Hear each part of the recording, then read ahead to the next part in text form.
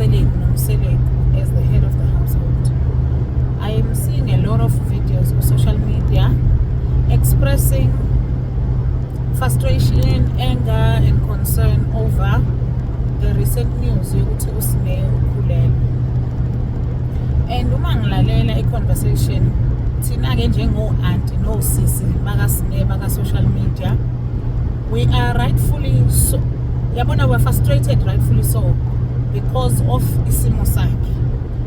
Isimo sokuthini akekho financially independent and already she's burdening other people ngabantwana abazele currently as we speak. But sisakubuka kukho konke lokho kunezinto esingazinakile kule conversation. I love uLondi, the lady who does gossip on Facebook, where she said the shows are underpaying Usine and she brings a lot of content to the shows. And not only that, kunemunye umcabango engifuna siucabange around udaba lakaSine. I might not post this because it's a bit of a rant, or I might post it on my Facebook.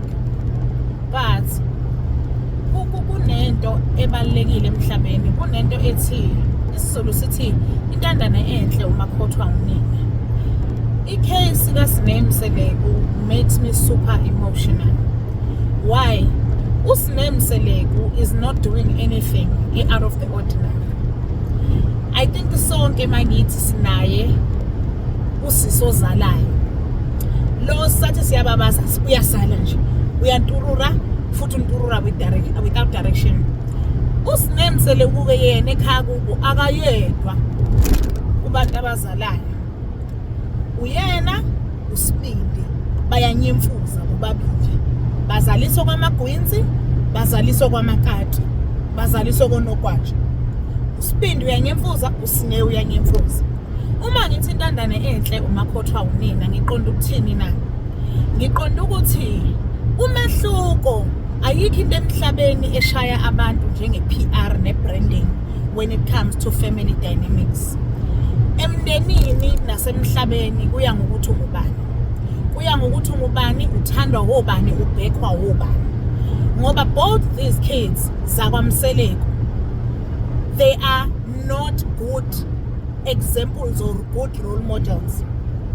uSibindi unabantwana abazala kuVuyokazi ababili, athe bazala wabalahla ngenxa yokuthini usehlukene noVuyokazi, and for him that's justification for ukulahla abantwana bakhe.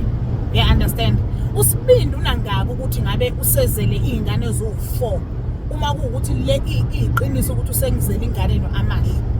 Basically umphakathi wakithi ngithi mina anoyibona lento yokuthi it matters ukuthi uthandwa futhi ufavor wobani emndenini, wobani emphakathini, futhi empeleni emndenini, ngoba it will influence how you are perceived, it will influence how your mistakes are received emphakathini, in the general public. I don't see outrage as much ngokuzala kaSibindi. Why is it ukuthi uSibindi we do not see outrage? And uSibindi mncane kunoSine. Uma ngase kuthiwa sicompare ukuzala kaSine nokuzala sikaSibindi, ngoba bobabili singababiza ngokuthi mhlambe amadomoroza lapha kwaMseleku. You understand?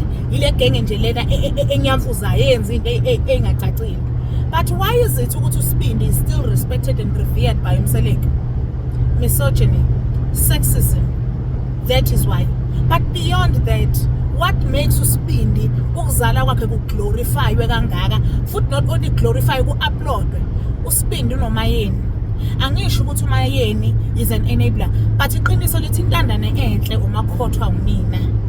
uSine ukuba uzala nje uzalela uma wakhe, ngaba kekho bangumsindo. Ukuba unomzali omprotectayo othi hayi yekani umntanami nina ningenaphi ngoba phela uzalela mina. Ofuthi ke uMayeni, fortunately she's not that kind of parent. Uyakhuza kukhuzeka akezwa khona okuprovayo ukuthi uSine idomoroza, uSibindi amadomoroza kaMseleku. But guys, can do you guys see ukuthi lento ye PR ne branding nanokuthi uthandwa kanjani uthandwa ubani emndenini can be do or die. Ama mistakes abantu abathandwayo aya understandwa ayaxolelwa futhi ayasibekelwa. Ama mistakes abantu abangafaviwe in the family dynamic, they are unforgivable. They are treated like crimes against humanity. Angisho ukuthi usine uright ngalento ayenzayo yokuthi azale engasebenzi engena backup, but usibindi usebenza phi? Where does usibindi work? Do you guys see ukuthi we're very good at calling out uMseleku for his misogyny when it comes to his wives, but we're not so very good at calling out Umseleku when it comes to his misogyny and sexism when it comes to his children? The only reason ukuzala kaSinegu unpopular, it's because she's a woman. And bafowethu siyofa abantu besifazane bayofa kuze kube nini bafa kulelo cala kuze kube namuhla. Ukuzala kaSinegu unpopular because she's what? She's a woman. Umusa uploads. And another thing, we're very good ekwenzeni ama think pieces. I'm not bashing anyone here, by the way. Nami ngiphakathi lapho.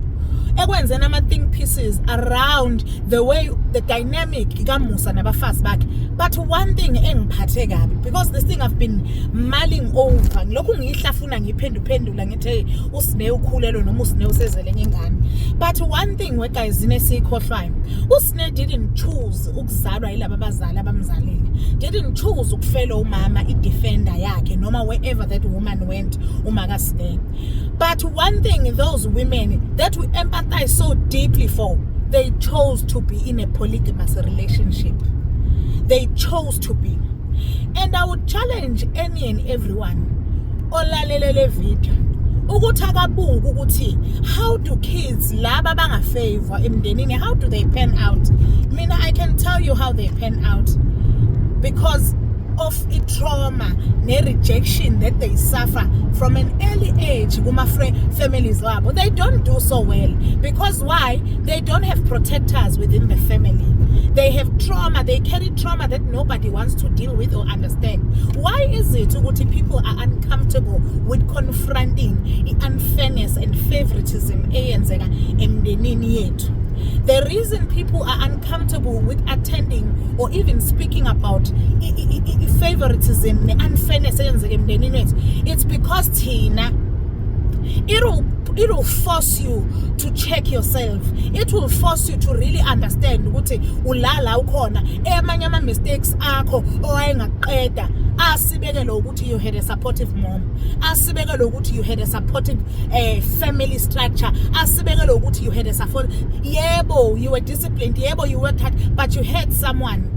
You had someone not only those support physically, boost your self-esteem, rehabilitate ukuthi buya ntombi, buyele esikoleni.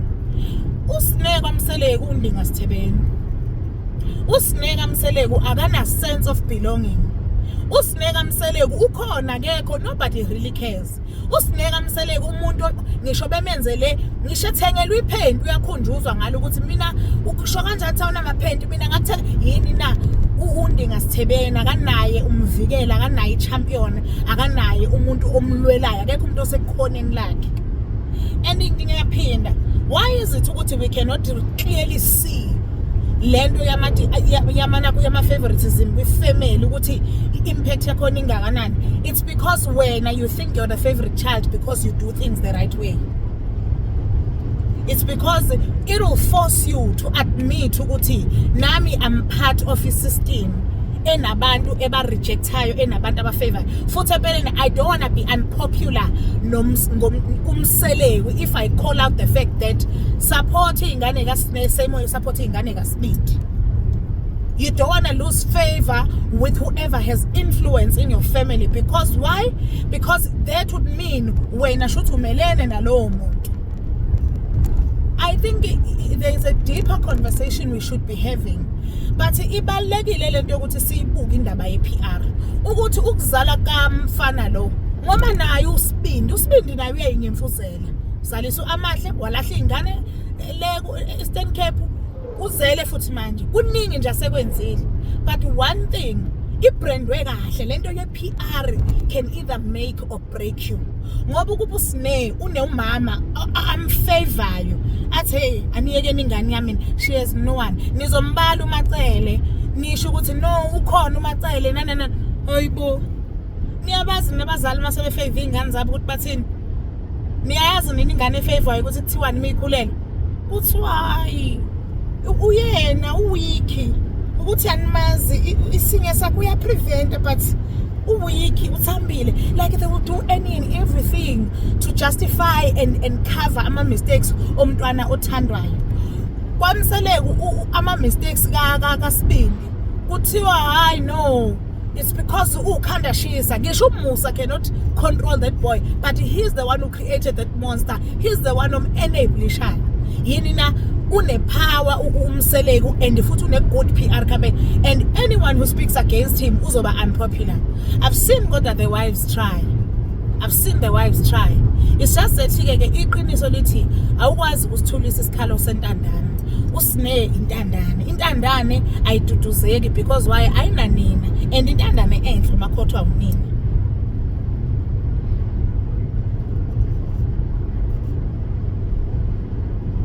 Nibe nobusuku obuhle or whatever it is.